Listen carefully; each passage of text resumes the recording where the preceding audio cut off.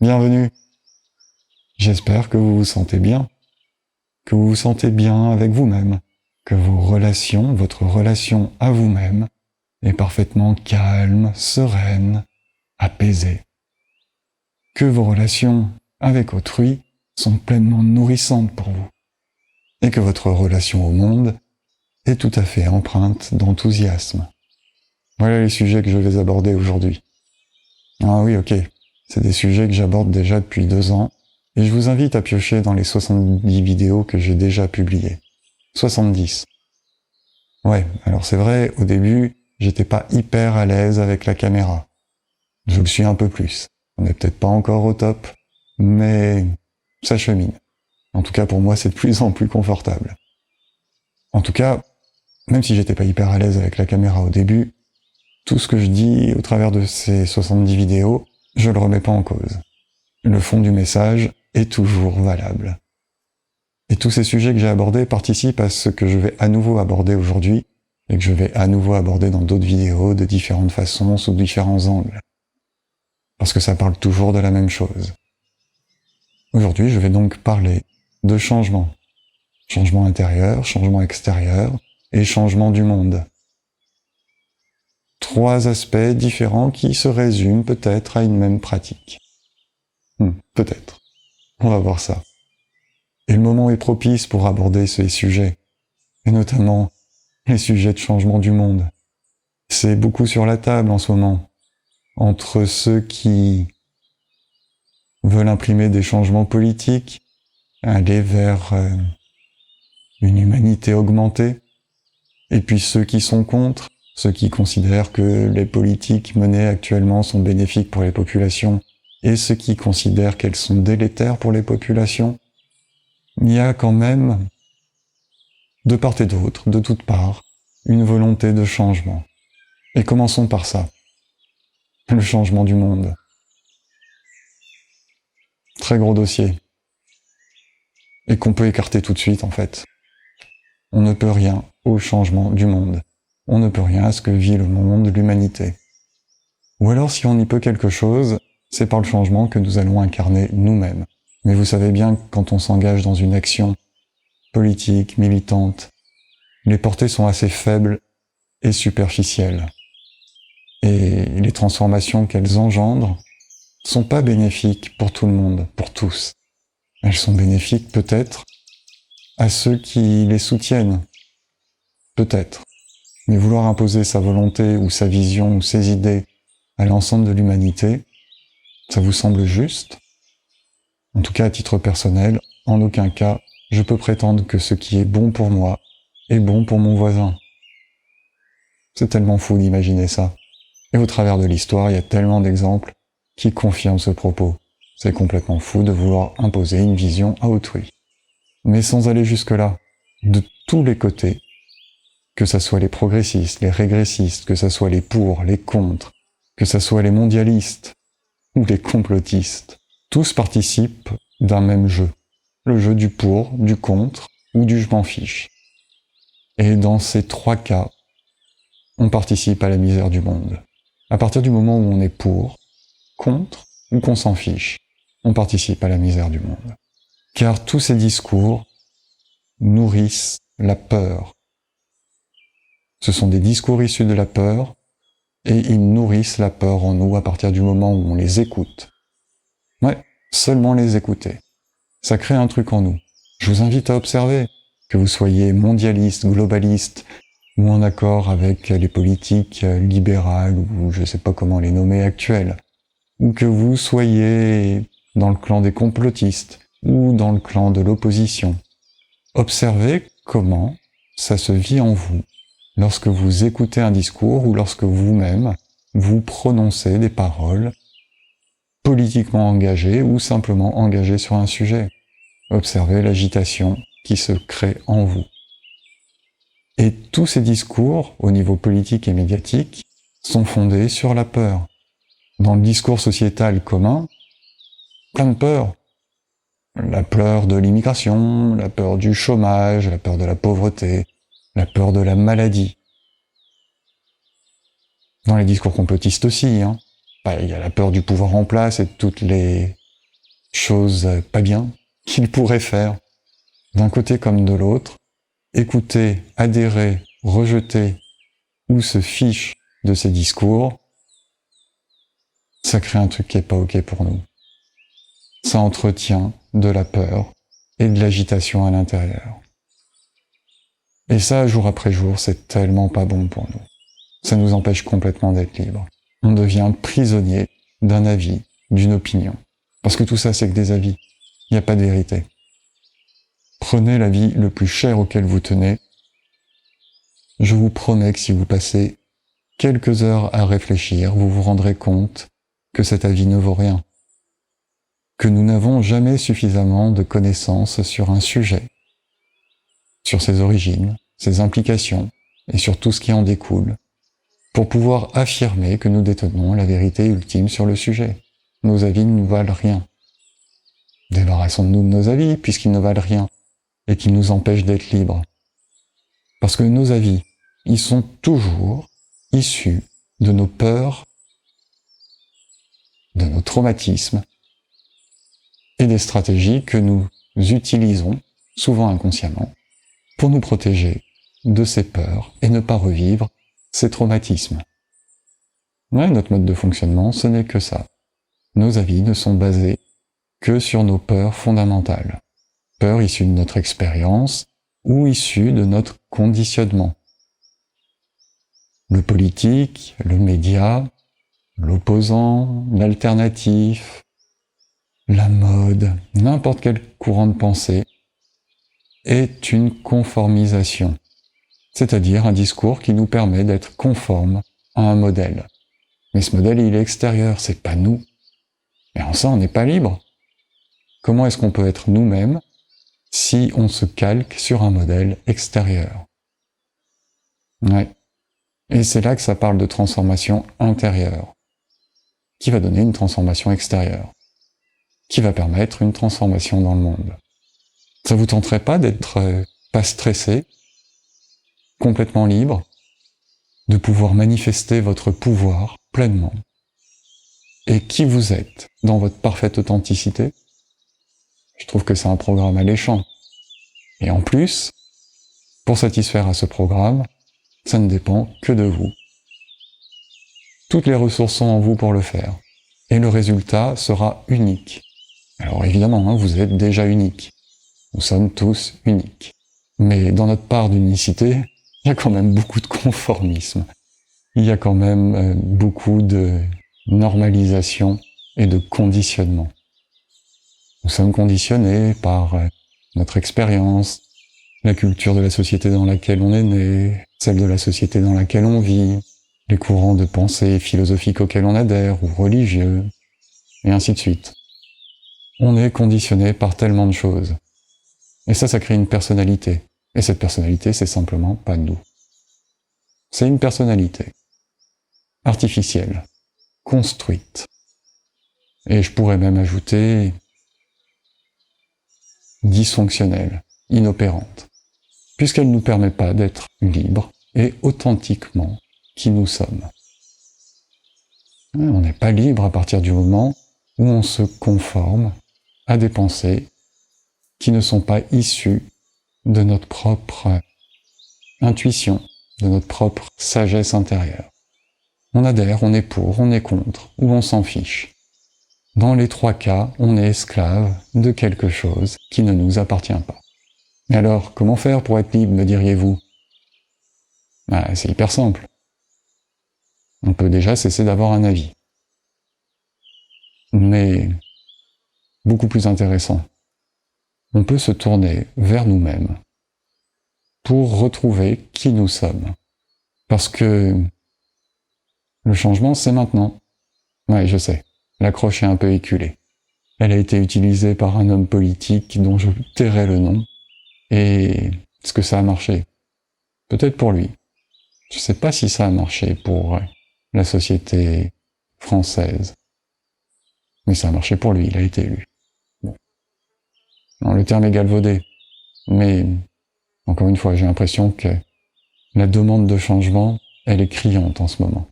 Et vous avez tous souvent entendu « on ne peut pas se changer ». On ne change personne. Alors on ne change personne, ça c'est sûr. Puis, quel est l'intérêt de vouloir changer autrui? On a déjà assez à faire avec soi-même, et puis ça revient à vouloir imposer sa propre vision des choses, souvent issue de ses propres peurs et traumatismes, et conformisme, à quelqu'un d'autre. Pas juste. Tellement pas juste. Pas juste pour l'autre, pas juste pour soi. Et on dit donc, on ne change pas.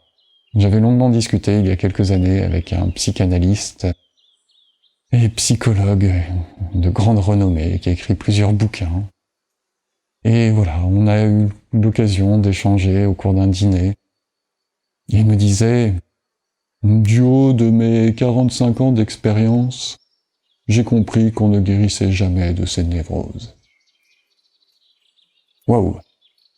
J'avais envie de lui répondre, d'ailleurs c'est ce que je lui ai répondu, il est grand temps de changer de métier ou de faire votre métier différemment. Et la conversation embrayait là-dessus. On n'est pas tombé d'accord, mais quelle importance. Il a son point de vue, j'ai le mien. Par contre, il y a une certitude. C'est que la vie, c'est le changement, et ça change tout le temps. Et que, effectivement, ça semble difficile de changer sa personnalité. Un truc qui a été construit sur des peurs et des traumatismes, et qui s'est construit comme ça, parce que ça nous donne un sentiment de sécurité, et que ça nous fait croire que ça nous permet d'avancer tel que nous avons avancé jusqu'à présent dans la vie, on ne va pas le déconstruire aussi facilement que ça. On ne va pas se mentir, le changement dont on parle ne se fait jamais en un claquement de doigts. Il pourrait, parce que tout est là, parce que en potentiel, tout est là, et qu'il suffit que l'on choisisse de changer pour pouvoir changer. C'est aussi simple que ça. Quel que soit le sujet, il suffit de le faire. Mais c'est tellement difficile. C'est sûr, c'est difficile. Parce qu'il faut aller à l'encontre de peurs, parce qu'il faut se départir, se débarrasser de traumatismes qui nous constituent la personnalité que l'on croit être nous, soi. Et se débarrasser de choses, encore une fois, qui nous ont permis de faire tout ce qu'on a fait jusqu'à présent et d'être qui nous sommes aujourd'hui. Repartir d'une page blanche, ça fait peur. Encore plus peur, peut-être, que d'aller investiguer les peurs qui sont à l'origine des conditionnements, qui sont à l'origine de notre personnalité.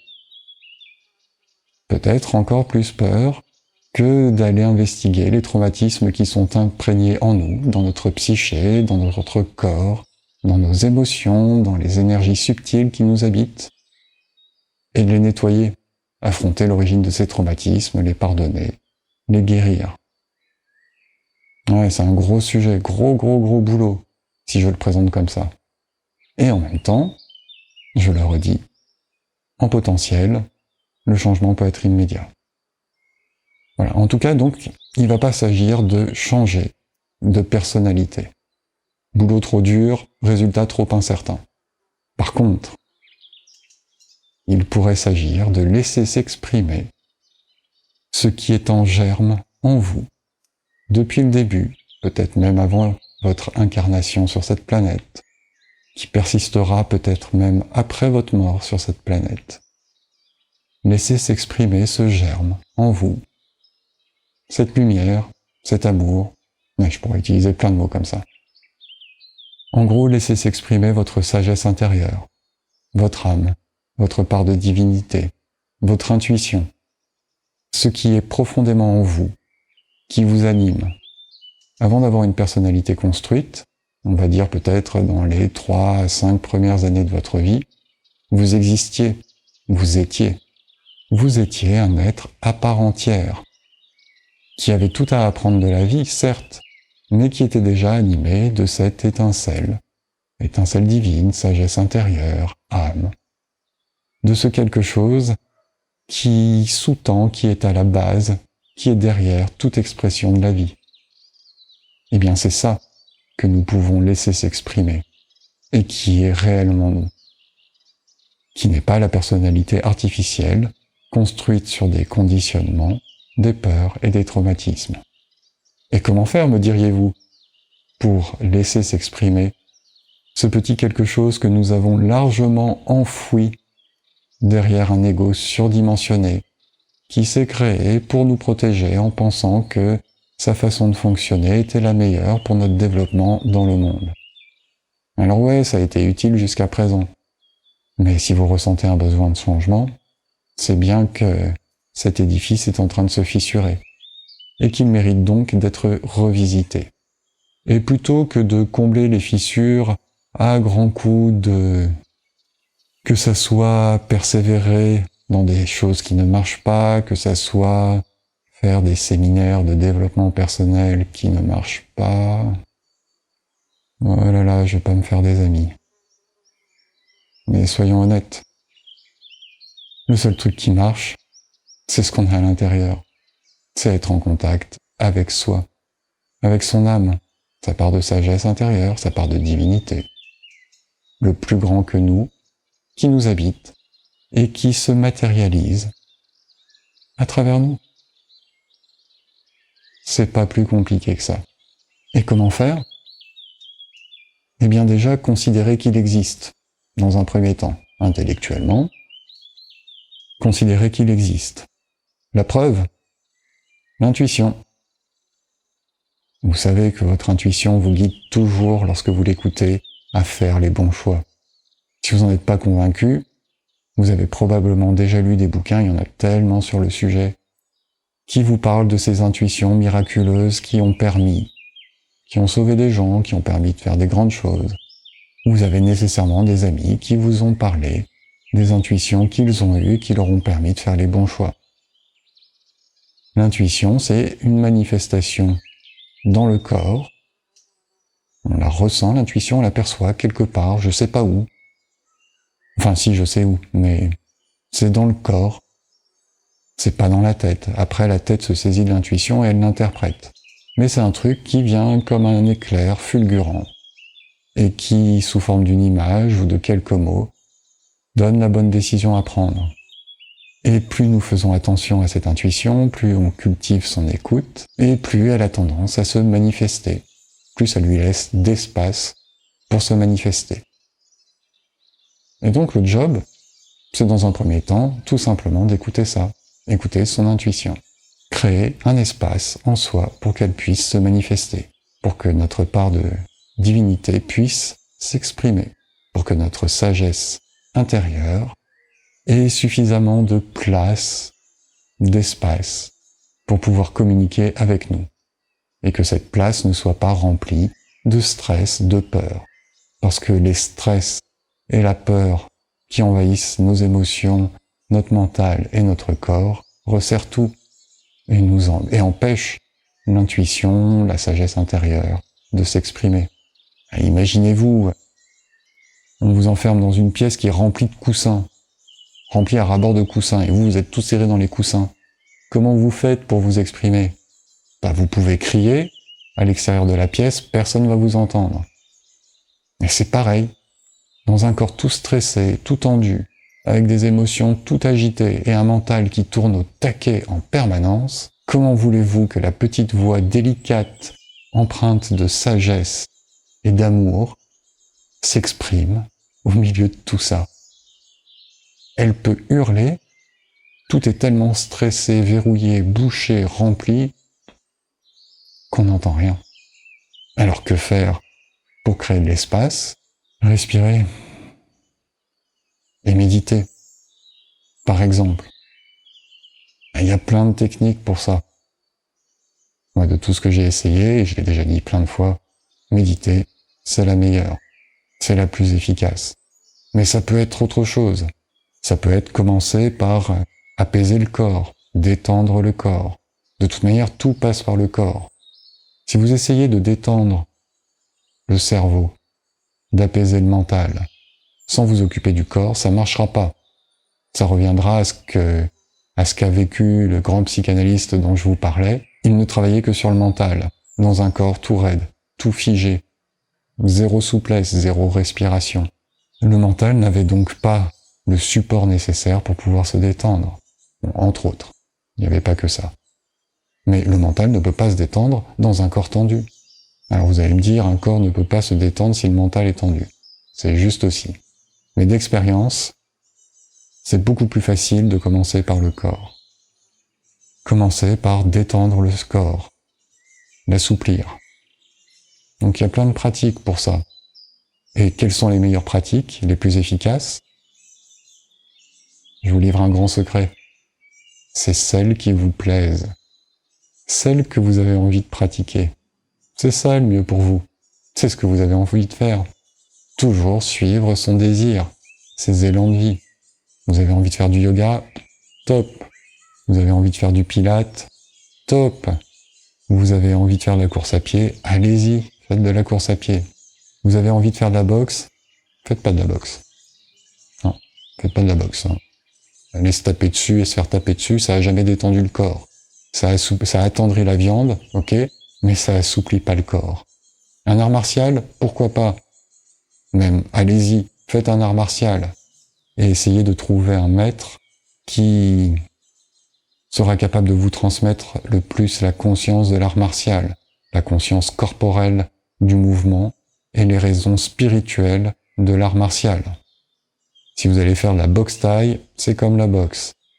C'est se taper dessus pour se faire mal et se sentir plus fort et renforcer l'ego. Ça va pas assouplir le corps. Bref, allez vers ce qui vous anime et qui va vous permettre déjà de vous exprimer, d'exprimer cet élan, ce désir que vous avez, et qui va permettre au corps de se détendre. Faites-vous papouiller, des massages, trop chouette. Le problème du massage, c'est qu'on est dépendant d'autrui, sauf si on fait de l'automassage. Mais c'est bien au début, c'est très bien. Ostéo, chiro, massage, ce que vous voulez, ce qui fait du bien au corps et qui va permettre de le détendre dans un premier temps, de le libérer, de l'assouplir. Et puis, vous allez voir, le mental va se libérer, se détendre, s'assouplir en même temps. Et si à ces pratiques qui vous font plaisir, vous ajoutez de la méditation, de façon régulière, quotidienne, même un tout petit peu, c'est-à-dire un temps que vous prenez pour vous, juste pour vous, pour être avec vous-même, avec cet objectif de créer, de libérer une place en vous, pour que votre nature profonde, votre vous essentiel, votre vous supérieur, votre sagesse intérieure puisse s'exprimer. Alors là, vous faites un truc qui est top. Quelque chose que vous faites réellement pour vous. Vous le faites pas pour correspondre à un modèle, vous le faites pas parce que c'est à la mode, vous le faites pas parce qu'on vous a dit que ça vous fait du bien. Vous le faites simplement pour vous permettre de vous retrouver vous-même et de vivre quelque chose, une relation parfaitement harmonieuse, apaisée avec vous-même. Ne plus être dans un regard critique envers vous-même. Quelles sont mes qualités, quels sont mes défauts? Il faut que je travaille sur ces qualités-là, il faut que je travaille sur ces défauts-là. Oh non, pitié. Vous avez toutes les qualités en vous, déjà. Elles sont là. Il suffit de les laisser s'exprimer. Et les défauts deviendront des qualités quand il y aura de la souplesse dans le corps, dans l'esprit et dans les émotions. Parce qu'ils définissent la personne unique que vous êtes, la sagesse unique que vous êtes. Un enfant intérieur qui cherche à s'exprimer. Alors non pas pour vivre comme un enfant, enfin, en tout cas non pas pour avoir des comportements infantiles, mais au contraire pour vivre de façon responsable. Responsable en étant qui nous sommes réellement, pas responsable en répondant à une norme extérieure, à un conditionnement, à un modèle. Le programme est super chouette, être soi. Et ça libère une telle puissance. Car là, toute votre énergie intérieure, tout ce qui est disponible comme ressource, va vous soutenir. C'est difficile de soutenir un truc qui est lourd, pesant, stressé, tendu. Ça demande tellement de ressources au corps. Quand c'est libre, apaisé, détendu. Alors là, les petites énergies à l'intérieur du corps, et je vous parle même pas d'un truc subtil, je parle simplement des énergies telles qu'on les apprend en cours de biologie. Eh ben, tout circule harmonieusement, et vous disposez d'une puissance phénoménale. pour exprimer qui vous êtes et pour faire ce que vous souhaitez faire, pour manifester dans le monde ce que vous souhaitez manifester. Parce que c'est vous, et non pas une personnalité artificielle qui étouffe ce vous, que l'on pense être nous, mais qui en fait n'est pas nous, qui est simplement un truc construit, artificiel, dysfonctionnel. Peut-être utile jusqu'à présent, mais dont vous sentez bien que maintenant, qu'il faut passer à autre chose, qu'il faut changer ça. Voilà, donc faire des trucs qui vous font plaisir, qui vous font du bien au corps, et méditer. Méditer dans le sens, simplement être avec soi. Il y a un objectif ultime, et puis des sous-objectifs, mais prenons simplement pour le moment l'objectif être avec soi, et puis pour le reste, ça se fait tout seul, il y a plein de techniques de méditation. On va en faire une petite d'ici quelques instants. Mais fondamentalement, la méditation, ça consiste pas à faire grand-chose, ça consiste simplement à se concentrer sur un truc, n'importe quoi. Si possible un truc dans le corps, je trouve que ça marche mieux. Mais n'importe quoi, se concentrer sur un truc et ne faire que ça. Et vous allez voir, le cerveau, à force de se concentrer volontairement sur un sujet, sur un objet par exemple corporel ou la respiration, c'est un objet corporel, la respiration, ou un autre objet corporel. Vous allez voir que le cerveau il va lutter pendant 5 minutes, mais à force de pratique, à un moment il pourra plus lutter. C'est un sujet aussi que j'ai déjà abordé, enfin tout ce que je dis c'est des sujets que j'ai déjà développés dans les plus de 70 vidéos déjà publiées, et je vous invite vraiment à aller piocher dans ces vidéos en fonction des thématiques pour approfondir un petit peu tout ce que je viens d'évoquer, que je vais continuer à évoquer dans d'autres vidéos. Mais se concentrer réellement, ça ne se fait que lors d'une méditation. Quand on se concentre au boulot, quand on se concentre à une tâche, sur un sujet, on n'est jamais autant concentré que lorsque l'on médite. Donc en ça, la méditation, c'est pas un truc facile au début. Je vous l'accorde. Puis ça semble un petit peu austère, on bouge pas, on fait rien. On est assis, et en même temps, si vous avez la chance de pouvoir observer des méditants accomplis, aguerris, vous verrez qu'ils ne sont que détente, félicité, tranquillité. C'est comme toute pratique. Au début, si ça fait 25 ans qu'on n'a pas couru, qu'on a 30 kilos en trop, les premiers running, ils vont pas être top. Ça va être un petit peu difficile. Et puis, au bout de quelques temps, ça va devenir plus souple, plus agréable. Et puis à la fin, ça sera carrément chouette. La méditation, c'est pareil. Comme toute discipline que l'on commence.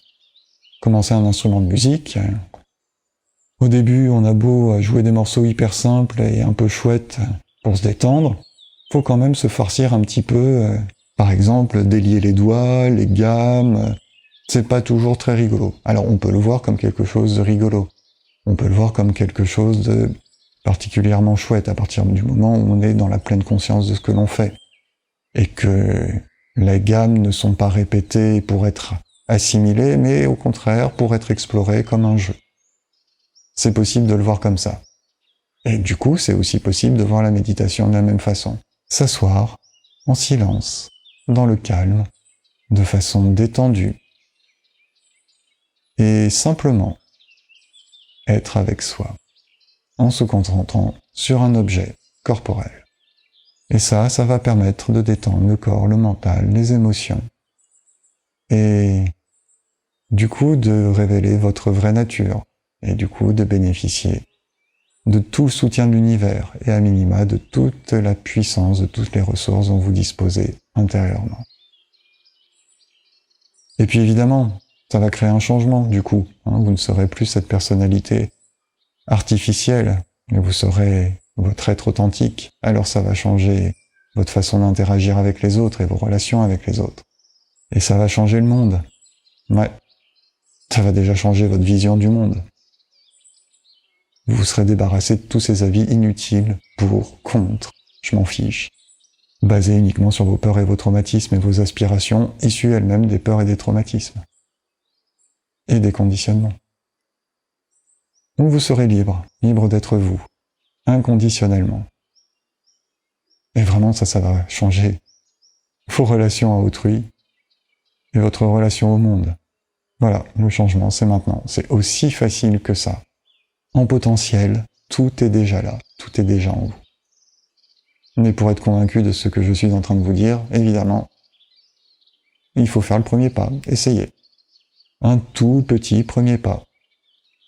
Tiens, par exemple, qu'est-ce que j'ai envie de faire pour cette année scolaire comme activité physique? Est-ce que j'ai envie de faire de la danse? D'aller courir? De nager? Peu importe. Ce qui vous appelle et ce qui est bon pour vous. Et puis un deuxième tout petit pas. Tiens, je vais essayer de m'accorder 5 minutes par jour pour être avec moi. Peut-être en méditant, peut-être en faisant de l'écriture automatique, peut-être en me faisant un automassage, quelque chose pour vous. Et de petit pas en petit pas, vous allez rapidement vous rapprocher de l'objectif. Être vous-même. Allez, on fait une petite méditation comme ça, juste pour laisser se manifester l'intuition, voir quel changement elle a envie de vivre, quel changement nous avons envie de vivre profondément. Encore une petite technique de méditation hyper simple, je l'ai peut-être déjà proposé dans une autre vidéo, mais c'est chouette pour commencer. C'est simple. On est assis confortablement, comme vous voulez. Vous pouvez être sur une chaise, du moment que le dos est droit, qu'il est détaché du dossier. C'est ça qui est important. Puis la position doit être souple, le plus possible. N'essayez pas de vous raidir. Vous sentez comme c'est pas confortable quand on se raidit. C'est pas grave si vous êtes un petit peu avachi. Petit à petit, il y aura des ressources pour vous aider à vous redresser, mais ne vous forcez pas à vous redresser. Donc assis, comme vous voulez. Pas allongé. Enfin si, vous pouvez le faire allongé, mais alors veillez à être bien concentré, à ne pas vous laisser gagner par la somnolence, même si c'est ok de se laisser gagner par la somnolence. Mais quand même, l'objectif dans la méditation, c'est de rester concentré. C'est ça qui fonctionne le mieux. Quand on s'endort, ça détend un petit peu, c'est chouette, mais quand on reste concentré, ça permet de se détendre en profondeur. C'est encore plus chouette. Ça y est, vous êtes assis bien confortablement? Je vous invite à poser les mains sur les genoux, ou à les poser main droite dans la main gauche, pouce droit sur le pouce gauche, juste en dessous du nombril, ce qui est confortable pour vous. Et si vous êtes allongé, les bras le long du corps. On peut fermer les yeux.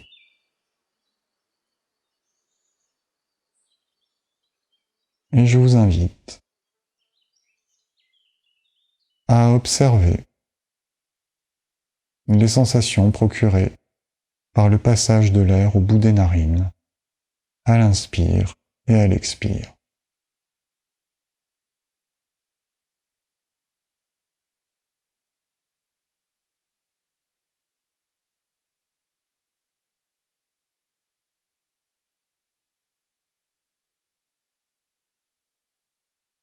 Il y a peut-être une sensation de température. Observez peut-être la différence de température au bout des narines entre l'air que vous inspirez et l'air que vous expirez.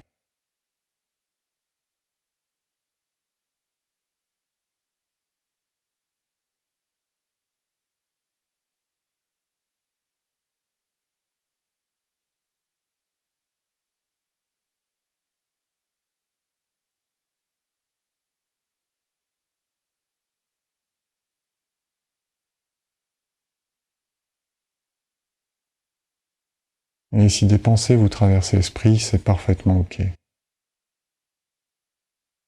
Sans le moindre jugement. Lorsque vous vous rendez compte que vous êtes en train de penser à autre chose qu'à la température de l'air qui entre et qui sort des narines, vous reportez simplement votre attention sur l'observation des sensations de l'air qui entre et qui sort des narines. Et ce, autant de fois que nécessaire.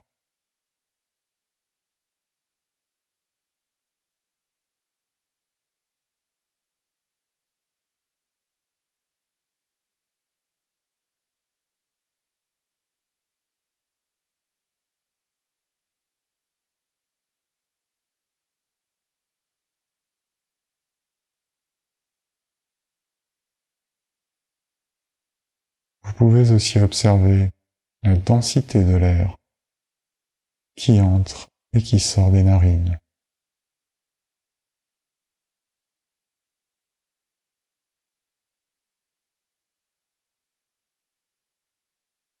Observez si cette densité est la même à l'inspire et à l'expire.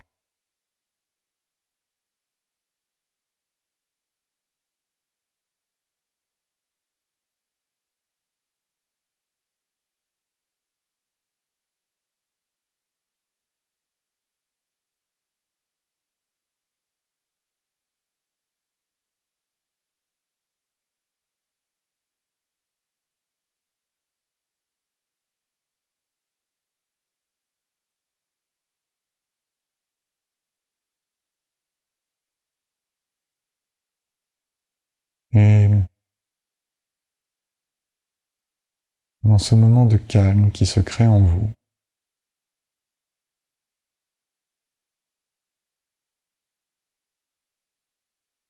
posez simplement la question à votre sagesse intérieure, à votre âme, à votre part de divinité, à votre moi supérieur.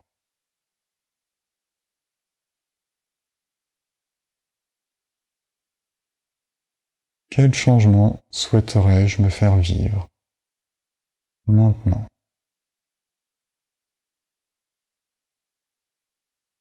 Simplement en vous répétant cette phrase en vous. Quel est le changement que je souhaite me faire vivre maintenant?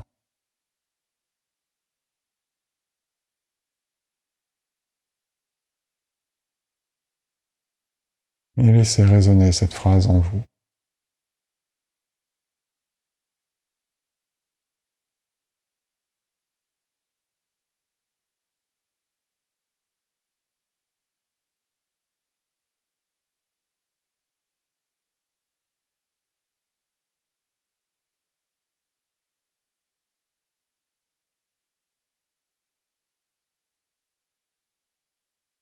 Et je vous invite à votre rythme, par des petits mouvements, ce que le corps appelle à faire, à quitter l'état méditatif. Et quand vous vous en sentez prêt, à rouvrir les yeux.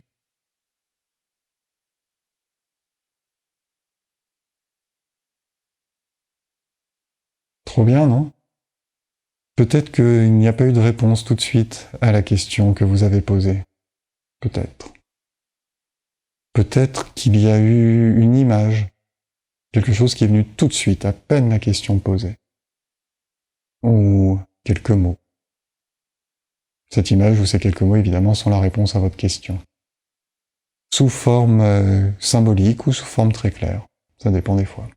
Si, par contre, vous êtes parti dans une réflexion, alors c'était pas l'intuition qui s'exprimait. C'était encore le mental qui était en prise. C'est ok. Vous avez toujours le loisir de recommencer ce petit exercice qui n'a pas duré plus de 5 minutes. Et puis d'ailleurs, bravo, vous avez médité 5 minutes. Et vraisemblablement, vous avez goûté les bénéfices déjà, un léger apaisement par rapport à ce que vous avez l'habitude de vivre. En tout cas, je vous le souhaite. Et si, comme lors d'une reprise de course à pied après 25 ans sans avoir fait le moindre sport, c'est un petit peu difficile, faites-vous ce cadeau de persévérer un petit peu, de réessayer. Voilà pour ce que je souhaitais aujourd'hui aborder avec vous sur le comment changer maintenant. Comment faire que le changement, ça soit maintenant. Et tout ce que je vous ai dit se résume à une invitation à être authentiquement vous-même, cette part de divinité qui est en vous et qui est cachée derrière une personnalité construite, normalisée, enracinée dans des peurs et cimentée de traumatismes.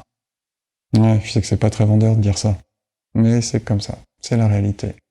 Et si après ce que je vous ai dit, vous continuez à penser que Non, votre personnalité n'est pas construite sur des peurs et des traumatismes. Je vous invite quand même à réfléchir un peu plus au sujet et à investiguer un petit peu la source de vos comportements et de votre personnalité, d'où ça vient. Donc l'invitation, elle est tellement simple. Allez vers vos élans profonds, vos désirs les plus profonds, vers vos rêves, et prenez du temps pour vous permettre d'être vous-même, authentiquement, simplement, librement. Ouais, prenez du temps pour vous.